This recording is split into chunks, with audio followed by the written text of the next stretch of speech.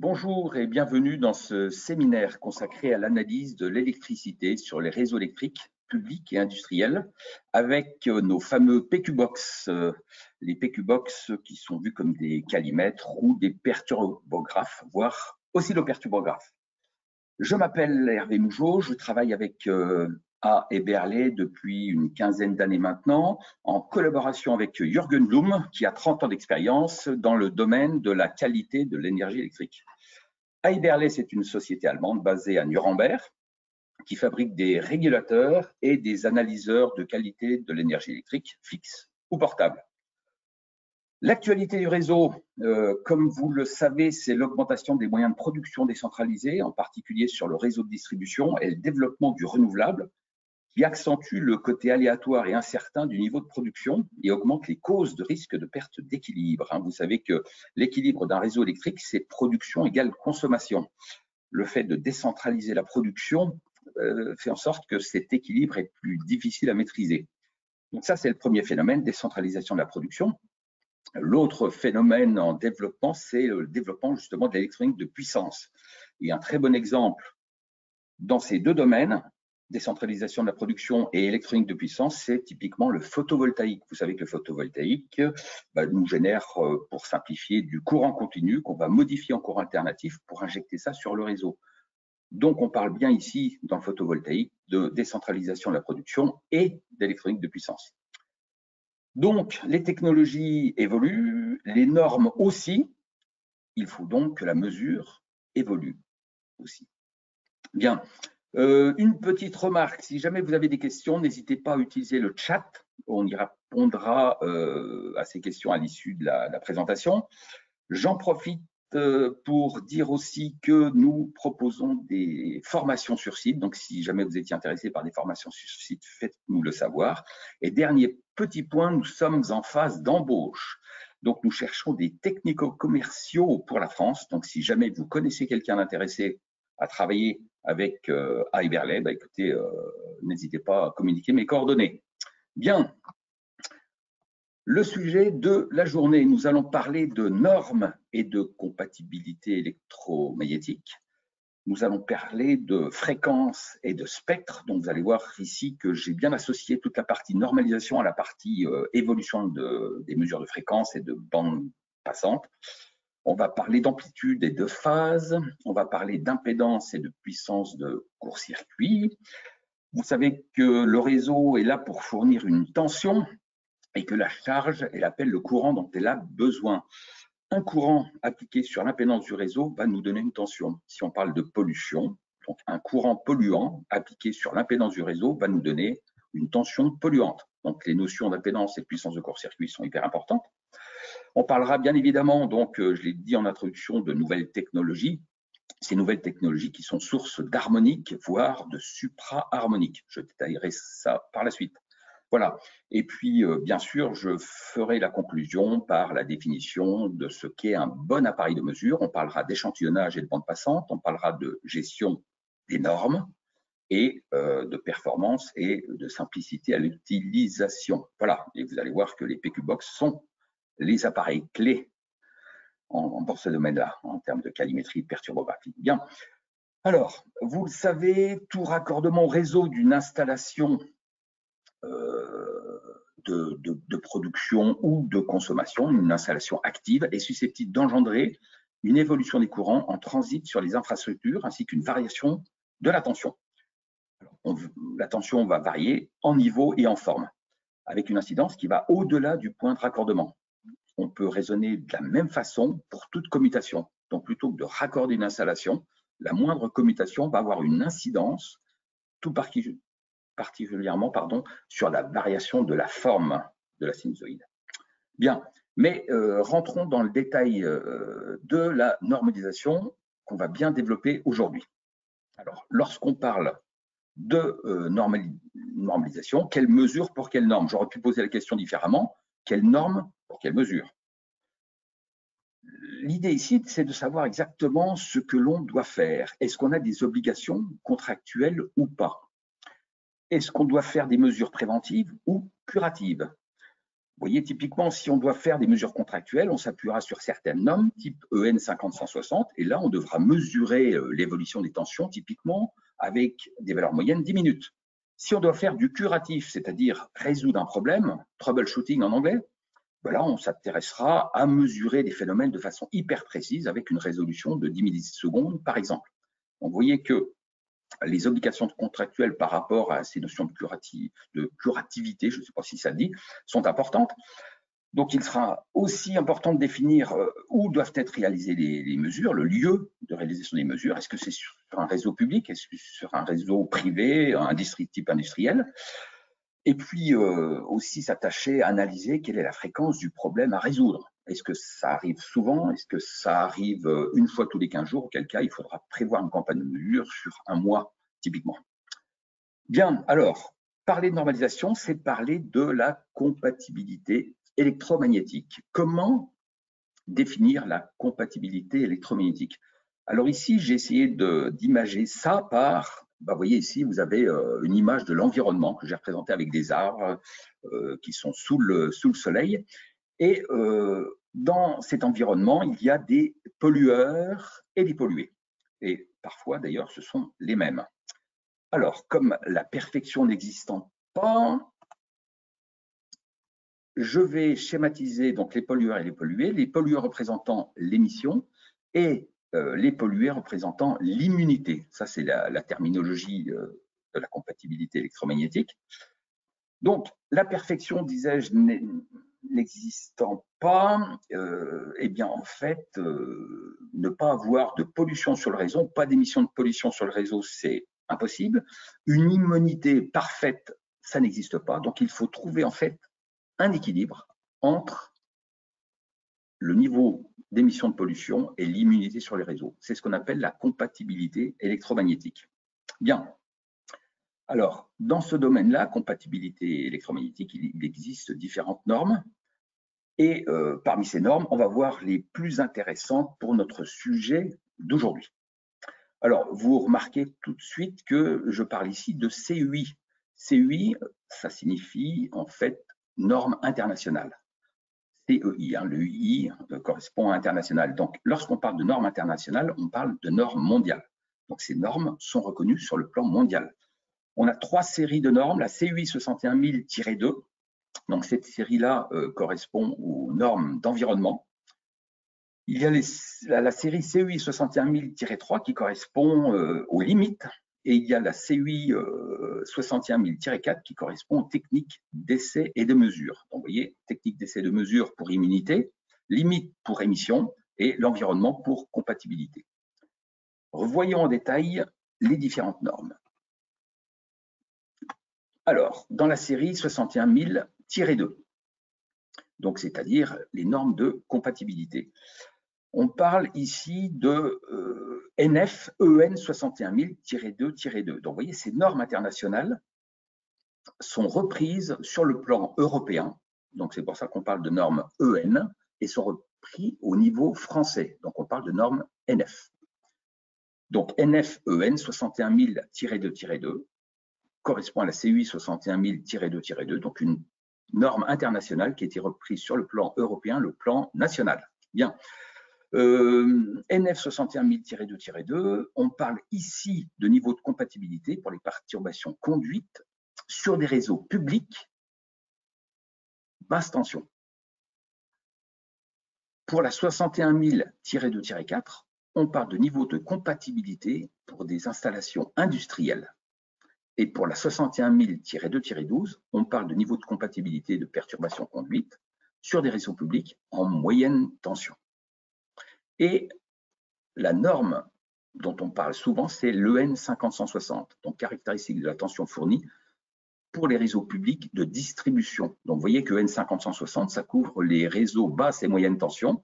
La série 61000, elle sépare la basse tension de la moyenne tension. J'y reviendrai un petit peu plus tard, on fera la comparaison entre ces deux systèmes de normes, en particulier entre la EN 50160 et la 61000-2-2. Bien. L'autre série de normes pour les limites, les normes produits, c'est la série 61000-3. La 61000-3-2, limite en émission pour les appareils qui consomment, entre guillemets, moins de 16 ampères. La 312 pour les appareils dont les courants sont compris entre 16 et 75 ampères. Et la 3.3. Bien. Donc ça, c'est les séries 2, série 3. Et il y a la série 4. Donc la série 4, technique d'essai de mesure. Donc on parle d'immunité. Ici, on parle de NFEN, une fois de plus, donc une CUI qui est reprise sur le plan européen, elle prend le plan national, français. Donc la NF 61000-4-30, qui définit les techniques de mesure et les précisions, c'est-à-dire qu'ici, on va définir les méthodes de mesure. Alors, je ne vais pas développer ce sujet-là aujourd'hui, mais c'est quelque chose de très important. Il faut savoir que la 61000-430 permet de définir les méthodes de mesure d'un appareil. Donc, en résumé, si vous avez deux appareils de deux fabricants différents, vous les appliquez sur le même point de mesure, ils doivent restituer les mêmes résultats. Parfois, ça n'est pas le cas. Si deux appareils de constructeurs différents sont conformes à la classe A de la CUI 61000-430, alors là, ils donneront les mêmes résultats de mesure. Donc, vous voyez que c'est important de choisir son appareil en fonction de ces normes, en fonction de ces normes de technique d'essai de mesure. Très bien. Donc, je passe rapidement là-dessus. La normalisation et l'évolution des technologies. Donc, vous voyez, les technologies évoluent. J'ai pris ici comme exemple, vous voyez, un moteur, par exemple, qui fonctionnait avant sans système de régulation de moteur. Aujourd'hui, on a des variateurs, donc qui permettent d'augmenter le rendement du moteur. De la même façon, au niveau de l'éclairage, donc avant, on travaillait avec de l'éclairage à incandescence. Aujourd'hui, on parle de LED, éclairage à LED. On limite les consommations. Tout ce qui est alimentation, alors j'ai schématisé ça ici par des systèmes d'alimentation type transformateur. Vous voyez qu'avant, à l'époque, un transformateur, en fait, c'était un bobinage autour d'un système assez lourd. Et puis, on a remplacé tout ça par de l'alimentation à découpage. Qui dit découpage dit fréquence de découpage. Qui dit fréquence de découpage dit pollution sur le réseau. Donc, les nouvelles technologies avec les véhicules électriques, avec les productions décentralisées type photovoltaïque, type éolien. Alors, tout ça, c'est bien positif pour la facture, puisque en fait, quelque part, on consomme moins. C'est négatif pour la qualité de l'énergie électrique, puisqu'on pollue plus. Bien. Alors, où en sommes-nous aujourd'hui en termes de couverture de fréquence avec la normalisation? Donc, vous voyez qu'on part de relativement loin, puisque, disons, historiquement, on avait défini des normes de qualité de l'énergie électrique sur une bande passant de 50 Hz à 2 kHz. Donc, vous connaissez tous la norme EN 50-160, c'est celle qui fait référence souvent. Donc, cette norme EN 50-160 avait défini des limites en termes de perturbations, en particulier harmoniques, sur la bande 50 à 2000 Hz. Il y avait des normes plus sur la partie rayonnement au-dessus de 150 kHz et entre 2 kHz et 150 kHz. Et là, on était aveugle parce qu'il n'y avait pas de normalisation. Alors, remontons un petit peu dans l'histoire et parlons fréquences. Alors, nos réseaux fonctionnent avec des fréquences à 50 Hz. Donc, alors 50 Hz en Europe, vous savez que ça tourne à 60 Hz aux États-Unis ou au Japon. Nous, pour ce qui nous concerne, donc on va parler de 50 Hz. Donc, le 50 Hz, c'était l'époque du monde merveilleux où toutes les charges étaient linéaires et on n'avait qu'une sinusoïde bien propre. Mais tout ça, ça a petit à petit évolué et on a commencé à parler de cette fréquence à 1250 Hz, parce qu'en plus du 50 Hz, avec l'apparition des charges non linéaires, on a vu apparaître aussi d'autres fréquences, en particulier des fréquences de courant qui sont venues s'additionner sur le 50 Hz. Alors ça, on commence à parler d'harmonique. Et donc, c'est Joseph Fourier, un mathématicien français, qui a démontré en fait l'existence de ces harmoniques. Et vous connaissez la transformée de Fourier, discrète ou rapide, j'en parlerai un petit peu plus tard dans cette présentation. Donc vous voyez, de 50 Hz, quelque chose de très propre, on est passé à 1250 Hz. Donc cette bande de fréquence qui correspond, on le voit ici au niveau de la norme, ça correspond au rang 25. Donc l'EN 50160 a défini des limites à ne pas dépasser en termes d'harmonique jusqu'au rang 25. Mais la technologie donc évoluant, il a fallu un petit peu étendre cette bande. Donc l'EN 50160 s'est vu relayé par la CEI, alors je les appelle CEI, pour moi c'est plus simple, hein, NF-EN, la 61000-2-2, CEI 61000-2-2, est venu étendre le N50160 pour monter jusqu'à 2000 Hz. Donc vous voyez que là, en termes d'harmonique, on vient ici définir des limites jusqu'au rang 40. 40 fois 50 Hz égale 2 kHz. Mais on ne devait pas en rester là, puisque de 2 kHz, nous sommes passés à 9 kHz, en particulier avec cette CUI 61000-2-2 qui a évolué en 2002. Et vous le voyez, c'est clairement écrit ici. Je regarde sur l'autre écran, le présent document s'applique aux perturbations conduites dans le domaine de fréquence de 0 à 9 kHz. Donc vous voyez, c'est quelque chose de relativement ancien. Donc on vient ici accompagner, je dirais, et compléter le N50160 avec la 61000-2-2 jusqu'à 9 kHz. C'est-à-dire que depuis le début des années 2000, on a des limites en termes d'harmonique jusqu'à 9 kHz. Là, je fais référence à la CEI 61000-4-7 pour les méthodes de mesure. 4-7 pour les méthodes de mesure pour les harmoniques. Bien, donc ça, c'était jusqu'à il y a très peu de temps, le 9 kHz, et toujours en raisonnant en termes de fréquence. La dernière fréquence qui fait date, c'est 150 kHz. Donc, vous voyez, entre 9 et 150 kHz, c'était justement la bande orpheline, la bande qu'on ne couvrait pas en termes de normalisation. Donc, depuis l'année 2024, depuis l'année 2024, je vais y arriver, depuis l'année 2024 ici, il y a la EN 61000-2-4.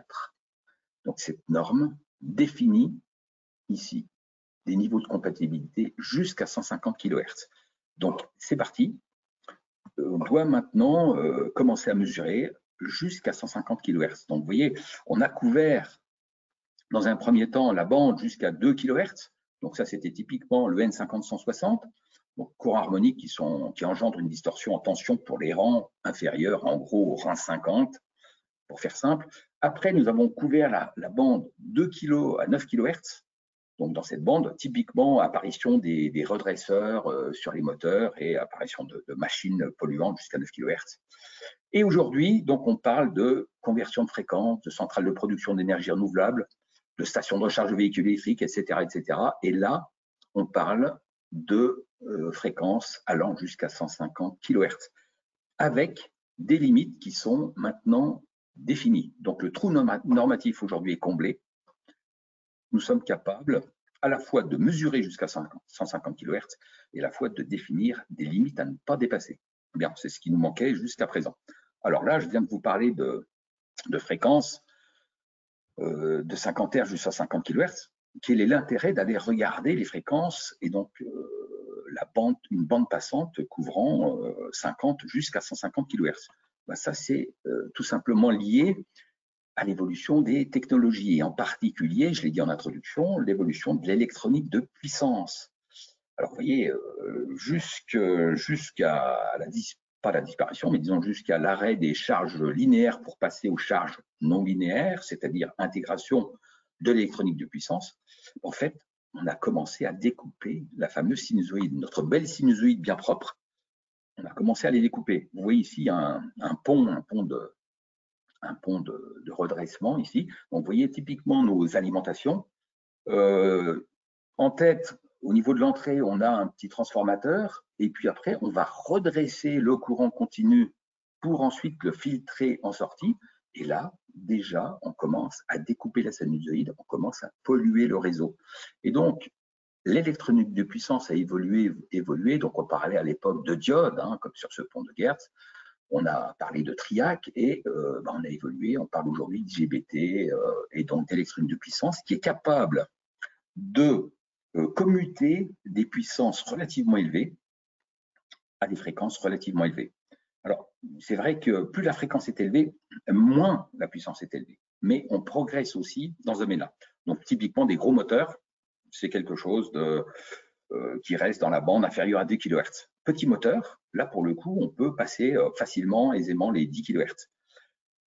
Tout ce qui est énergie solaire, par exemple, c'est du supérieur, donc c'est la commutation supérieure à 15 kHz. Alors pourquoi dans le solaire on travaille à quelque chose supérieur à 15 kHz? Parce que le 15 kHz, c'est la limite audible. Donc pour éviter de polluer l'oreille, sachant que le solaire peut être installé dans des milieux domestiques, donc la fréquence de découpage est supérieure à 15 kHz. Pour ce qui est de l'éolien, c'est la grosse puissance. Pour l'électromobilité, donc là, on travaille dans la bande, donc l'électronique de puissance travaille dans la bande 10 à 80 kHz. Donc, vous voyez, les technologies évoluant, on a dû faire évoluer les normes, et de ce fait, on doit aussi faire évoluer le parc d'appareils de mesure. Bien, mais avant de parler de l'appareil de mesure et du meilleur appareil de mesure qui puisse exister pour couvrir toute cette bande, parlons un petit peu musique. Alors, je ne peux pas m'empêcher, à chaque fois que je parle des harmoniques, je parle de musique, je ne peux pas m'empêcher d'avoir une petite pensée pour Claude Ruol, l'ancien formateur de la Pérolière, qui, dans ses cours de formation, venait avec sa guitare et jouait quelques notes. Je crois que ce n'était pas un spécialiste de guitare, mais en tout cas, il venait dans ses formations et jouait quelques notes de guitare pour expliquer ce que sont les harmoniques. Voilà. Et donc, j'ai essayé d'imaginer ça avec ce genre de représentation. Donc, typiquement, une guitare, donc plutôt, enfin, une corde de guitare, hein, si vous faites vibrer une corde de guitare, elle va sonner à une certaine fréquence, donc c'est représenté ici. Voilà. Et si vous coincez votre corde de guitare sur la partie médiane, en fait, elle va résonner mais à une fréquence double, et ainsi de suite. Donc, si vous la coincez sur un tiers, vous aurez une fréquence triple. Donc ça, c'est ce qu'on appelle les harmoniques. Alors, les harmoniques, ce sont en fait différentes fréquences qui viennent s'ajouter sur le fameux fondamental 50 Hz. Alors, ici, vous avez une représentation temporelle d'un signal. Alors, vous voyez qu'on a une fréquence ici, alors plutôt un signal qui est un peu déformé, qui ressemble plutôt à un petit Batman, je dirais. Alors, ce signal ici est composé de 3 fréquences. Le fondamental, ici, donc le 50 Hz. On a une fréquence qui est le rang 3 et une fréquence qui est le rang 5.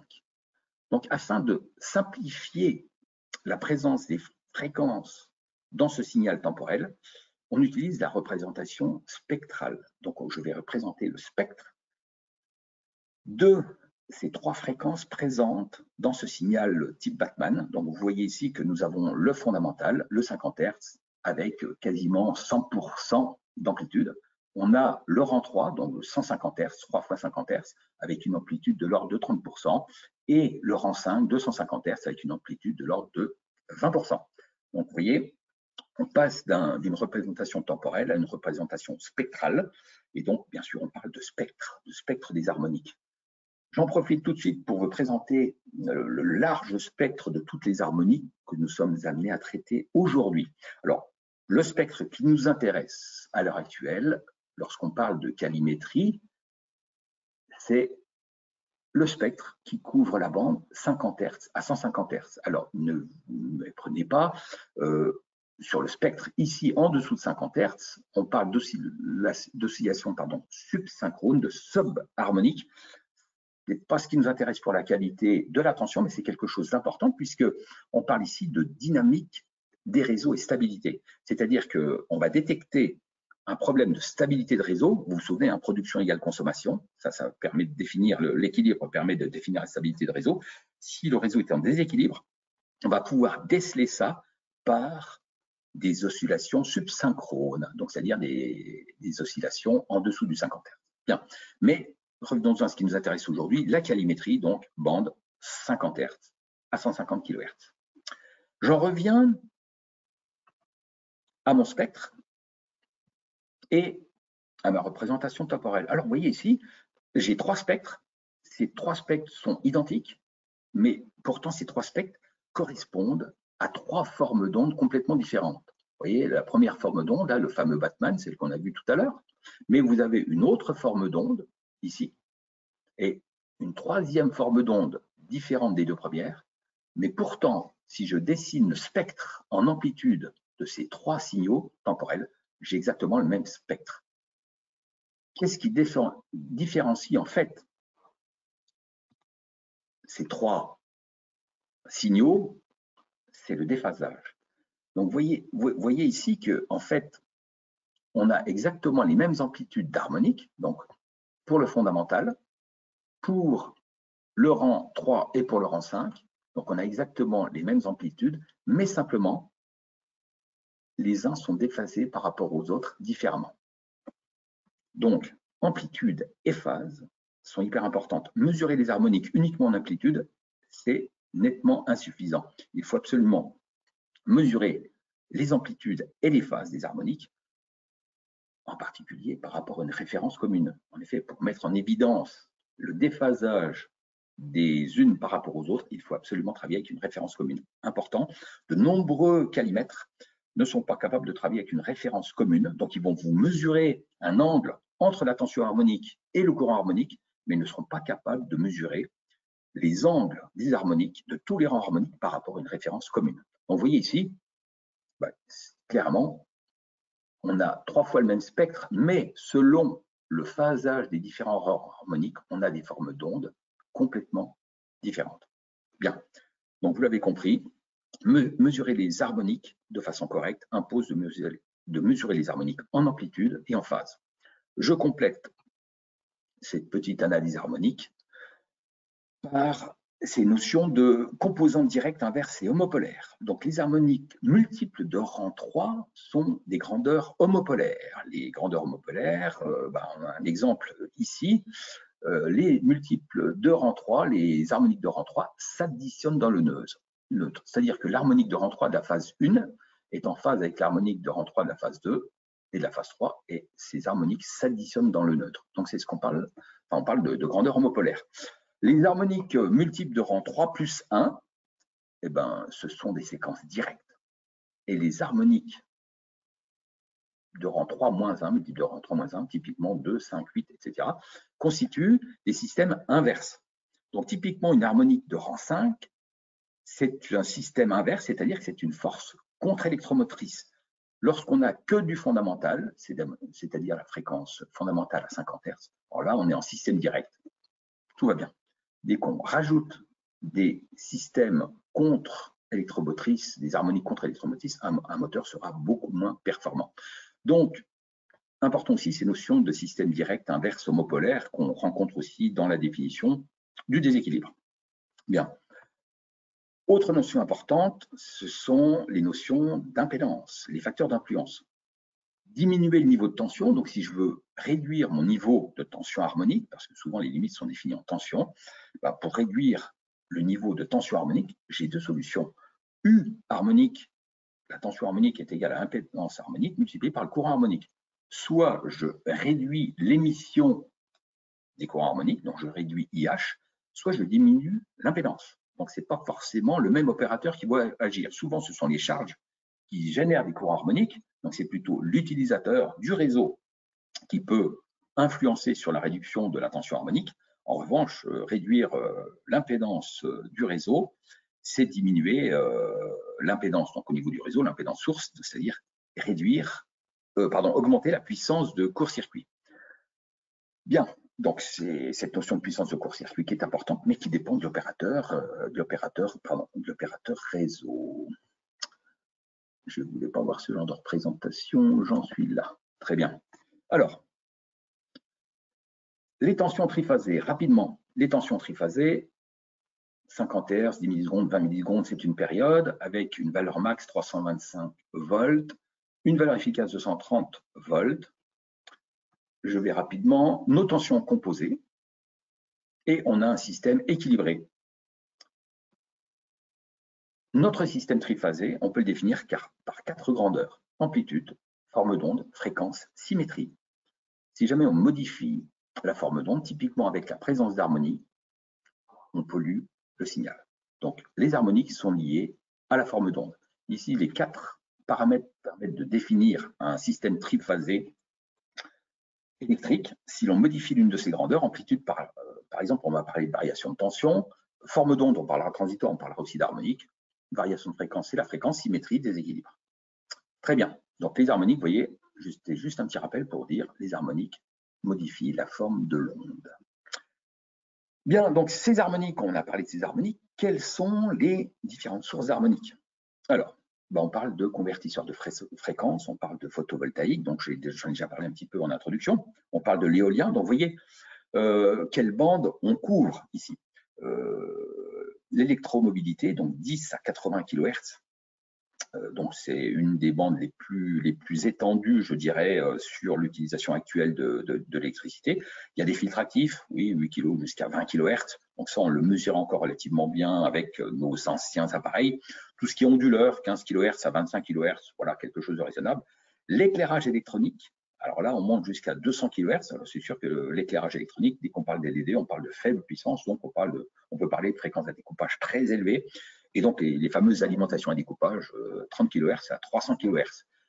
Alors, je pense que vous en êtes tous conscients, vous avez tous chez vous des dizaines d'alimentations à découpage. Toutes les alimentations de vos téléphones portables, de vos PC, de vos PS5, enfin tous les systèmes d'alimentation aujourd'hui, de vos imprimantes sont des alimentations à découpage. Donc, vous avez tous chez vous des générateurs d'harmonique et je dirais même plutôt des générateurs de supra-harmonique. Bien, alors, en termes de bande passante, une représentation qui est un petit peu plus facilement analysable. Voilà, donc voici le spectre couvert par les différentes applications. Donc vous voyez qu'aujourd'hui, on monte bien jusqu'à des fréquences très élevées, hein, donc on parlait de la bande 150 kHz, donc y compris la partie CPL, donc tout ce qui est courant porteur en ligne. Vous savez qu'un Linky, communique dans cette bande-là. Donc, on fait de la communication sur nos réseaux de puissance et le Linky communique sur cette bande-là. Donc, en fait, le Linky, c'est quelque part un pollueur en supraharmonique, mais c'est un pollueur maîtrisé. Donc, l'objectif, c'est qu'il puisse communiquer, donc qu'il ne soit pas noyé dans le bruit supraharmonique. En revanche, on va s'en servir pour communiquer, donc passer au-dessus du bruit supraharmonique. Voilà, donc si un Linky ne communique pas, c'est-à-dire que manifestement, on a présence de supraharmonique sur le réseau. Bien. Alors, ces harmoniques, eh bien, elles sont présentes, hein, donc on l'a démontré ici, elles sont présentes sur tous nos réseaux, mais qu'est-ce qu'elles font? Où est-ce qu'elles vont, ces harmoniques? Alors, j'ai essayé de représenter ça d'une façon assez simplifiée. Autant les harmoniques classiques, hein, donc les harmoniques dont on parlait avec notre EN 50-160 hein, jusqu'au rang 15-20, eh bien en fait, toutes ces harmoniques remontaient sur le réseau. Donc vous voyez, en fait, ce 50 Hz jusqu'à environ 2 kHz, ça remonte sur le réseau puisque l'impédance du réseau est très faible. Notre réseau électrique a été conçu pour transporter le 50 Hz. Donc en fait, il a une impédance très faible pour transporter le 50 Hz et donc il a une impédance très faible pour transporter aussi le 2 kHz. Voilà. Tout ce qui est voisinage, donc j'ai schématisé ici, les impédances sont très élevées à 50 Hz. Donc une harmonique issue d'un pollueur ici va remonter automatiquement sur le réseau. Ça, ce sont les harmoniques classiques. Qu'en est-il avec les supraharmoniques? Alors là, c'est quelque chose de différent.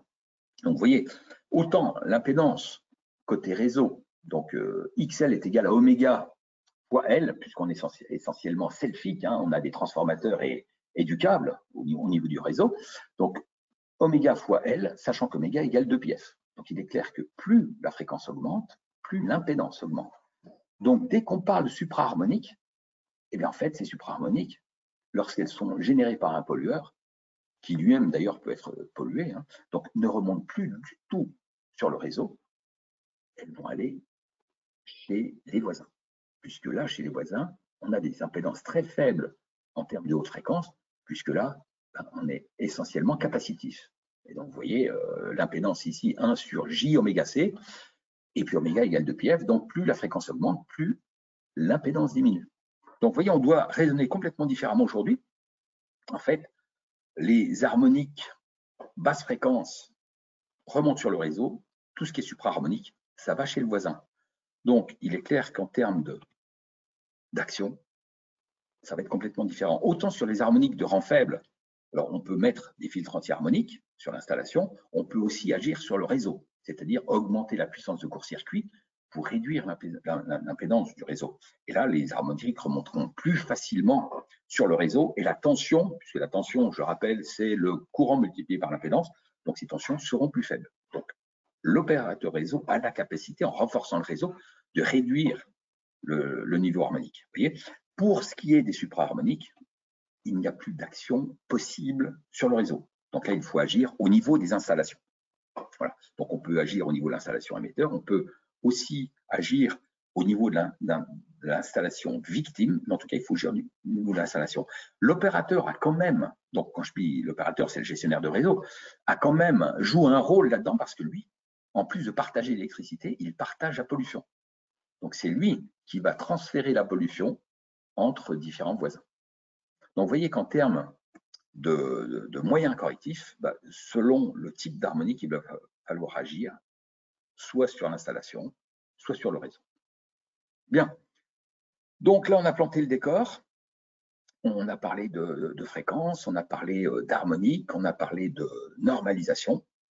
Alors maintenant, il vous faut le bon appareil pour bien mesurer la qualité de l'énergie électrique, en particulier la mesurer correctement en fonction de ces nouvelles technologies présentes partout sur nos réseaux. Bien, donc comment choisir un bon appareil de mesure? Alors, comme vu précédemment, on a parlé de fréquence, donc la bande passante est hyper importante sur un appareil de mesure. Un bon appareil de mesure, on doit faire attention à la bande passante. La bande passante, c'est un critère important, mais pas seulement. Alors pour ça, je vais rapidement parler de numérisation. Vous savez qu'aujourd'hui, tout est numérique. Alors l'objectif, ce n'est pas de faire de chacun de vous un expert en conception d'appareils de mesure, mais il y a certaines notions à comprendre pour savoir ce qu'est un bon appareil de mesure par rapport à un mauvais appareil de mesure. Là, ici, je parle de numérisation, donc tout est numérique, la musique est numérique, hein, vous écoutez vraisemblablement la mesure MP3 ou un CD, de toute façon, tout est numérique. Bien. Donc là, on parle d'échantillonnage. On parle d'échantillonnage, on parle de codage, on parle de quantification. Alors, échantillonner vite, c'est relativement facile. Avoir des échantillonneurs rapides, c'est facile. Échantillonner vite, excusez-moi, échantillonner vite, coder de façon précise, coder sur un nombre de bits important et traiter absolument toutes les informations simultanément, là, c'est beaucoup plus compliqué. Et c'est de cette façon qu'on pourra faire la différence entre un bon et un mauvais appareil de mesure. L'échantillonnage, donc là, le théorème de Shannon, Fe supérieur ou égal à 2Fm, en simple, il faut échantillonner à 2 fois la bande passante souhaitée. Donc, vous voyez, si on veut mesurer jusqu'à 20 kHz, il faut échantillonner un minima à 40 kHz. Donc ça, c'est le théorème de Shannon ou le théorème de Nyquist-Shannon. Donc échantillonnage, hyper important, bien sûr. Donc voici un exemple en termes de représentation. Échantillonnage 10 kHz, échantillonnage à 40 kHz. Donc vous voyez ici qu'on remarque plus de choses à partir du moment où on échantillonne à 40 kHz. Ici, c'est 10 kg et on ne voit pas toutes les petites oscillations alors qu'en échantillonnant à 40 kHz, on les voit. Donc, je l'ai dit ici, le théorème de Shannon. Échantillonnage 10 kHz par rapport à 400 kHz. Donc là, ici, nous sommes à 10 kHz. Ici, on regarde jusqu'à 40 kHz. Et là, 400 kHz. Donc, vous voyez le même signal visualisé avec 3 fréquences d'échantillonnage différentes. Et ici, cette représentation, c'est un échantillonnage à 400 kHz effectué par le PQBox 300. Donc, tous nos appareils mesurent les harmoniques donc à minima avec une fréquence d'échantillonnage de 40 kHz. Donc, c'est le cas pour les PQBox 50, 150 et 200. Et le tout dernier né de la gamme, le PQBox 300, il est capable d'échantillonner à 400 kHz. 400 kHz, pourquoi? Théorème de Shannon, donc couvrez la bande jusqu'à 200 kHz puisque la normalisation évolue jusqu'à 150 kHz. Donc 150 kHz avec une petite marge de sécurité, échantillonnage à 400 kHz. Bien. Alors, un appareil de mesure, c'est quoi? Donc on l'a vu, à partir d'un signal, on va échantillonner ce signal, on va le coder. Pour analyser les harmoniques, on va faire une transformée de Fourier, ce que j'appelle ici la DFT. Elle peut être discrète, elle peut être rapide. En l'occurrence, on fait une transformée de Fourier discrète, ici la DFT, pour sortir le spectre que j'ai présenté lors de mon introduction, donc pour sortir un spectre en fréquence. Mais il y a une notion qu'on ne connaît pas forcément très bien, qui est le regroupement des différentes harmoniques. C'est-à-dire que quand on travaille sur un spectre, en fait, on a les raies harmoniques, donc ce sont les raies centrales, vous voyez, donc on peut être à 50 Hz, 100 Hz, 150 Hz, etc. Mais on a plein de fréquences qui se baladent, entre autres. Donc on a, entre autres, ces notions d'interharmonique. Donc en fait, on ne peut pas s'amuser à avoir un spectre hyper précis, donc on va regrouper les harmoniques donc, sur différentes bandes. Alors, selon que l'on soit sur la bande 0 à 2 kHz, 50 Hz à 2 kHz, on va regrouper de cette façon-là, et tout ça, c'est défini par la normalisation 61047. Et sur la bande 2 à 9 kHz, là, la 61047 aussi le définit très clairement, on va travailler sur des bandes de 200 Hz. Donc, en fait, on va regrouper les harmoniques sur des bandes de 200 Hz. Donc, on va se retrouver ici avec un spectre discret qui correspond à une bande de 200 Hz. Donc, une raie simplifiée sur une bande de 200 Hz. Et vous voyez que là, la question se posait, que devons-nous faire jusqu'à 150 kHz? Donc, il y a une querelle d'experts. Et en fait, la grande question, c'était, certains fabricants souhaitaient plutôt regrouper les harmoniques sur des bandes de 2 kHz. En effet, c'est beaucoup plus simple, mais la normalisation a fixé les choses et aujourd'hui, on regroupe les harmoniques sur des bandes de 200 Hz. Alors, l'inconvénient, c'est qu'il y a 10 fois plus de données à traiter. C'est là où certains appareils ont beaucoup de mal à travailler, puisqu'en fait, ils sont incapables de traiter des bandes de 200 Hz parce qu'il y a 10 fois plus de données que des bandes de 2 kHz. Donc, ça limite grandement le nombre d'appareils de mesure capables de mesurer et d'analyser correctement les supraharmoniques jusqu'à 150 kHz. Et je ne cesserai de le répéter, le PQBox 300, le dernier né de notre gamme, c'est l'appareil clé pour mesurer les supraharmoniques. Bien. Spectre fréquentiel des appareils de mesure. Donc, la norme EN50-160 en particulier et les autres normes CUI définissaient les harmoniques jusqu'au rang 50, jusqu'à 2500 Hz. Le PQBox 100, la première génération de nos appareils, travaillait jusqu'à 5 kHz. Le PQBox 150 travaille jusqu'à 10 kHz. Le PQBox 200 travaille jusqu'à 20 kHz. Alors, vous voyez, ça, c'était, disons, la génération précédente, même si le 200, le PQBox 200 a toujours son rôle à jouer actuellement, puisqu'il mesure aussi les transistors rapides. Mais avec nos nouvelles technologies, en particulier la mobilité électrique, je prends cet exemple ici, où on se retrouve avec des supraharmoniques dans la bande jusqu'à 100 kHz facilement.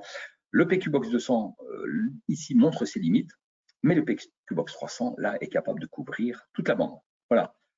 Donc, voici le spectre fréquentiel de nos appareils de mesure. Voilà. Donc, PQBox 50, PQBox 150, ce sont des appareils tout à fait adaptés à partir du moment où on discute de l'EN50-160. Le PQBox 200 couvre toujours toute la bande classique EN50-160, est capable en plus de faire la mesure de transistor rapide, le PQBox 300. Donc, si vous voulez un appareil capable de tout faire, donc le PQBox 300, bien sûr, est largement capable de faire tout ce que fait les PQBox 50 et 150 et le PQBox 200. Mais en plus, il fait la surveillance de tout ce qui est supraharmonique. Bien, donc vous voyez que les PQBox performent. Donc, autant quasiment toute la gamme est capable de travailler déjà jusqu'à 9 kHz, c'est-à-dire toute la normalisation qui couvre déjà une partie des supraharmoniques entre 2 et 9 kHz. On est capable aujourd'hui de mesurer correctement sur des bandes de 200 Hz jusqu'à 150 kHz, voire au-delà, puisque le PQBox 300 peut même analyser les fréquences jusqu'à 170 kHz. Bien, alors, vous l'avez vu, la technologie a évolué, les normes ont aussi évolué, parce que donc on est parti de normes à une certaine époque, et là, je vais citer le N50-160, Donc, le N50-160, c'est une norme qui a évolué. Donc, le N50-160, je suis en train de le regarder, je vois mai 2015, septembre 2019, janvier 2015. Voilà, donc c'est toujours la même norme, mais cette norme évolue. Alors, comment est-ce qu'elle a évolué? Je ne sais pas si vous l'avez perçu, mais entre l'ancienne version de la norme, qui se trouve ici, et la nouvelle version de la norme, en fait, on a modifié des limites à ne pas dépasser pour le rang 15, le rang 21. Et vous voyez que ça ne va pas forcément dans le bon sens. C'est-à-dire que l'ancienne norme demandait à ce qu'on ne dépasse pas 0,5% pour le rang 15 et le rang 21. Aujourd'hui, on est plus lâche, c'est-à-dire qu'on tolère 1%, donc 2 fois plus d'amplitude de rang 15, et 1,5 fois plus pour le rang 21. Pourquoi? Parce qu'on se rend compte qu'avec toutes nos alimentations à découpage sur le réseau, il y a une influence sur le rang 15 et le rang 21, et la seule solution qu'on a trouvée, en fait, c'est d'être un peu plus tolérant sur ces harmoniques qui étaient absentes par le passé, mais qui sont de plus en plus présentes sur nos réseaux aujourd'hui. Donc, on tolère, sachant que ça ne va pas créer de dysfonctionnement majeur sur nos installations, donc on tolère plus de rang 15 et de rang 21. Vous voyez, la norme EN 50-160 a évolué. De la même façon, la 61 000-2-2, elle a évolué. Donc, une des premières moutures était issue de la version septembre 2002. Après, on a une version en octobre de 2017, une version en 2019, où l'on a évolué. Donc, c'est cette norme aussi, 61 000-2-2, qui est un petit peu un complément à l'EN 50-160, donc a évolué dans le temps. Et la dernière en date qui a le plus évolué, qui couvre la bande de 150 kHz, c'est la CEI 61 000-2-4. Donc ça, c'est pour les domaines industriels. Donc vous voyez qu'on définit en fait quatre classes. Donc au niveau de l'industrie, donc selon le type d'industrie, pour aller jusqu'à la classe ici, la classe 3 pour les grosses industries.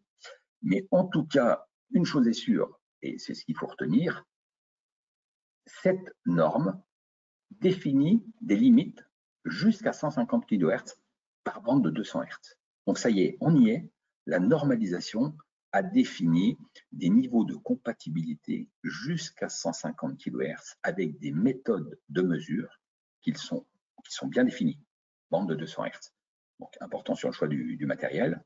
Il faut avoir du matériel capable de mesurer d'une part, donc avoir une fréquence d'échantillonnage qui couvre la bande souhaitée jusqu'à 150 kHz de bande passante, mais aussi capable d'analyser les supraharmoniques sur des bandes de 200 Hz, ce qui n'est pas chose facile. Bien. Groupe de normalisation. Donc, vous voyez ici, je le disais, l'EN 50-160 qui définit des rangs harmoniques jusqu'au rang 25 vient la CEI 61 000-2-2 vient compléter le N50-60 puisqu'elle définit des limites rang par rang jusqu'au rang 40. Voilà. Donc, la CEI 61 000-2-2 vient en complément de l'EN 50-160, donc je l'ai expliqué, rang 25, rang 40. Donc, on peut parler des 4 normes qui nous intéressent le plus sur la calimétrie, dans le domaine de la calimétrie, c'est l'EN 50-160, c'est l'EN 61 000-2-2, c'est l'EN 61 000-2-4 et c'est l'EN 61 000-2-12. Voilà, donc ces normes s'appliquent à différents endroits sur le réseau. J'ai essayé de simplifier ça au niveau de ce genre de représentation. Donc vous voyez, l'EN 50-160, ça va s'appliquer sur les points de livraison. Alors ça s'applique sur les points de livraison, qu'on soit en basse tension ou en moyenne tension. Donc là, on est au niveau des points de livraison, ce que j'appelle le PDL ici. Voilà. La petite différence avec la CEI 61 000-2-2, là, on parle de points de PCC, hein, donc de points communs de couplage. Donc là, on parle de points de couplage. Parfois, le point de couplage commun est commun avec le point de livraison. Donc, c'est la petite nuance entre les deux normes, mais en tout cas, l'EN 61 000-2-2 vient bien compléter l'EN 50-160. Donc, norme EN 50-160 en basse et moyenne tension. En basse tension, la 61 000-2-2 et en moyenne tension, ce qu'on appelle HTA en France en particulier, c'est la 61 000-2-12. Voilà. Donc, vous voyez, on va jouer essentiellement avec ces 4 normes pour faire une analyse de calimétrie. Alors, 2 choses. Ces normes, d'une part, évoluent dans le temps. et d'autre part, il faut pouvoir les maîtriser facilement.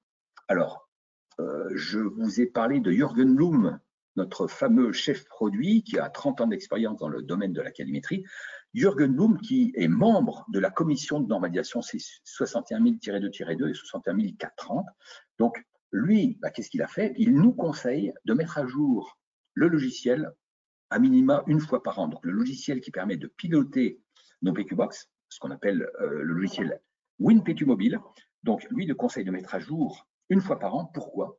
Parce que Jürgen Blum intègre dans WinPQ Mobile, donc dans notre logiciel, intègre la mise à jour de toutes les normes. Voilà. Donc, vous voyez, au niveau d'un PQBox, eh ben, les normes évoluent aussi automatiquement. C'est-à-dire que vous avez la capacité de choisir sur quelle norme vous allez analyser vos données. Voilà. Et là, je vais prendre un exemple. Donc, je vais utiliser le logiciel. Et je vais ouvrir une mesure. Alors, si j'arrive à passer sur l'autre écran, ce qui est le cas ici. Alors, j'ouvre une mesure. Vous ne voyez peut-être pas forcément tout. Alors, une partie est sur mon écran, l'autre partie est sur le vôtre, mais ce n'est pas grave. Donc, j'ouvre une campagne de mesure avec WinPQ Mobile. Voilà. Donc, on a réalisé une campagne de mesure. C'est dans les années 2010 ici. Hein, voilà. Donc, on a la date de début, la date de fin. Donc, on a réalisé une campagne de mesure sur 7 jours. Je vous rappelle que le N50-160 demande à ce qu'on analyse la qualité de l'énergie électrique à minima sur une semaine. Donc, ça se fait par bloc d'une semaine. Bien. Donc, voici une campagne de mesure et je vais tout de suite faire un bilan type EN50-160. Et voici l'analyse type EN50-160. Et voyez, tout de suite, je remarque ici que j'ai un problème harmonique. Si je clique sur les harmoniques, je vois que certains rangs ont dépassé la limite tolérée par la norme, et en l'occurrence, c'est le rang 15. Je clique sur le rang 15 et j'ai l'évolution du rang 15 dans le temps. Et vous voyez ici, je vois l'évolution de cette harmonique. Et l'évolution de cette harmonique, en fait, bon, elle est relativement plate pendant le week-end, puisque ici, c'est le samedi-dimanche, mais c'est plutôt une source industrielle, et on voit qu'on a une harmonique de rang 15 issue vraisemblablement d'un milieu industriel. Bien. Alors, ce que je voulais vous montrer ici, donc vous voyez, je vais faire un bilan ici. Hein, lorsque je fais mon bilan N50-160, je vois que j'ai un problème d'harmonique. Alors, là, je fais un bilan. Alors, en fait, j'ai fait une analyse selon la C8 61000-2-4. Je le vois sur mon écran. Si je veux analyser cette campagne de mesure par rapport à l'EN 50-160, je vais choisir la norme selon laquelle je veux analyser mon enregistrement. Donc, je peux aller ici sélectionner le type de norme. Alors, soit je vais sélectionner le N50-160 à laquelle j'aurais couplé la 61000-2-2 pour la basse tension, par exemple. Vous voyez, donc, si j'utilise celle-ci, et là, je l'ai mis Hold, parce qu'en fait, j'applique ici une analyse EN50-160 ancienne version. Je fais une analyse type EN50-160, et là, je constate qu'on a un problème d'harmonique sur la phase 1 en particulier. Nous sommes hors norme, et si je clique là-dessus, je vois que c'est le rang 21 qui nous pose problème. Donc, vous voyez, là, j'ai fait une analyse d'une campagne de mesure de 2010. J'ai fait une analyse type EN50-160 avec l'ancienne norme EN50-160. Maintenant, je souhaite faire cette analyse EN50-160. Donc, je vais conserver l'ancienne norme, l'analyse ancienne norme EN50-160, et maintenant, je vais faire cette analyse configuration limite avec la nouvelle norme EN50-160. Donc là, je vais ouvrir mon analyse. Alors, la nouvelle EN50-160 ici, je l'ouvre et je l'applique et je fais mon analyse. Et maintenant, au miracle, je suis conforme en termes d'harmonique. Donc, vous voyez, j'ai fait une analyse, donc j'ai effectué des enregistrements avec mon analyseur type PQBox et j'applique une analyse type EN50160, ancienne version, sur les harmoniques et je constate que je suis en norme. J'applique l'analyse harmonique, nouvelle version, et là je vois que je suis de nouveau dans la norme. Pourquoi? Puisque l'harmonique, les harmoniques prépondérantes type rang 15, rang 21, bah ici on sait qu'on a diminué, augmenté la limite tolérable. Donc on est devenu conforme à la norme. Je regarde le temps ça court, il faut que je me dépêche. Voilà. Donc vous voyez ici qu'au niveau de notre appareil, on peut appliquer n'importe quelle norme. Donc configuration limite. Et là, lorsque j'ouvre la norme qui m'intéresse, j'ai toutes les normes à disposition. Alors, ce qui nous intéresse ici en Europe essentiellement, hein, c'est le N50160. C'est le N50160 seul, c'est-à-dire sans le mix EN50160 avec la 61000-2-2. Donc, on peut appliquer le N50160 seul, on peut appliquer le mix, on peut appliquer les normes industrielles, donc la 61000-2.2, 2.4, 2.12 au choix. Après, on a des tas de normes autres internationales, mais en tout cas, une chose est sûre, vous mettez à jour votre logiciel une fois par an et ces normes qui servent de normes d'analyse pour les appareils sont mises à jour. Jürgen Blum y veille. Voilà, donc ça, c'est ce que je voulais vous montrer au niveau du logiciel. Je reviens à ma présentation. Pardon. On y est.